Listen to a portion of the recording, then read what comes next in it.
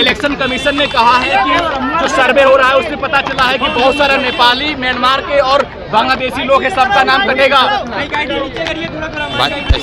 ऐसा है, election commission ने रिवीजन की प्रक्रिया शुरू की है। अगर वो बता रहे हैं कि इसमें नेपाली, बांग्लादेशी हैं तो ये बड़े चिंता की बात है, क्योंकि इसी इलेक्टोरल रोल से अभी 1-1.5 साल पहले पार्लियामेंट का चुनाव हुआ है। मोदी जी उसी इलेक्टोरल रोल से चुनकर प्रधानमंत्री बने हैं। तो क्या इलेक्शन कमीशन ये मान रहा है, स्वीकार कर रहा है कि जिस इलेक्टोरल रोल से लोकसभा का चुनाव हुआ उसमें बहुत सारे बांग्लादेशी या दूसरे गैर कानूनी लोग वहाँ पर उस इलेक्टोरल रोल में हैं? और दूसरी जो बड़ी बात है कि अगर ये लोग बिहार में आके रह रहे हैं तो बिहार में तो भाजपा की, नीतीश की ही सरकार है।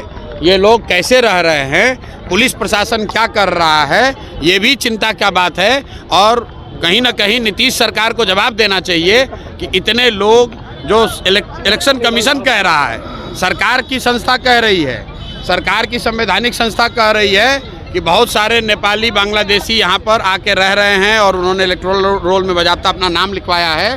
तो नीतीश सरकार को जवाब देना चाहिए कि ऐसे लोगों को बिहार में आकर रहने का, यहाँ की सुविधाओं का फ़ायदा उठाने का, यहाँ वोट देने का अधिकार उनकी सरकार के रहते कैसे संभव हो पाया है। तेजस्वी यादव ने आरोप लगाया है कि जो सुप्रीम कोर्ट का आदेश था उसको इलेक्शन कमीशन फॉलो नहीं कर रहा है। देखिए, तेजस्वी यादव क्या कह रहे हैं, नहीं कर रहे हैं, उसका कोई बहुत महत्व नहीं है। महत्व इस बात का है कि इलेक्शन कमीशन अगर इलेक्शन लिस्ट को, इलेक्टोरल रूल को, लिस्ट को ठीक कर रहा है तो उनकी ये जिम्मेवारी है कि हर वो नागरिक जो 18 साल से ज़्यादा उम्र का है और उसके पास वोट देने की योग्यता है, उसको वोट देने का अधिकार मिलना चाहिए, उसका नाम नहीं काटा जाना चाहिए।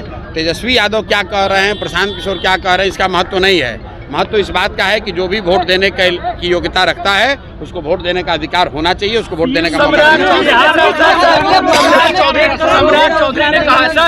सम्राट चौधरी ने कहा है कि बिहार में लॉ एंड ऑर्डर की स्थिति बिल्कुल ठीक है, आपसी मतभेद के कारण ये हत्याएं हो रही है।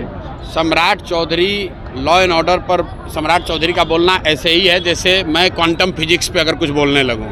भाई, सम्राट चौधरी को लॉ एंड ऑर्डर का क्या समझ है? सम्राट चौधरी तो गृह मंत्री नहीं है, सम्राट चौधरी कोई लॉ एंड ऑर्डर के विशेषज्ञ नहीं हैं। गृह मंत्री यहाँ पर नीतीश कुमार हैं और वो अचेतन अवस्था में हैं। उनकी बुद्धि और उनका मानसिक और शारीरिक स्थिति ऐसा नहीं है कि उनको पता चले। सरकार का इकबाल खत्म हो गया है, जिसको जो मन आ रहा है वो कर रहा है। पूरे सरकार को 3-4 अधिकारी और 4-5 उगाही मंत्री चला रहे हैं, इसीलिए पूरे बिहार में ये दुर्दशा की स्थिति है। नीतीश कुमार ने कहा कि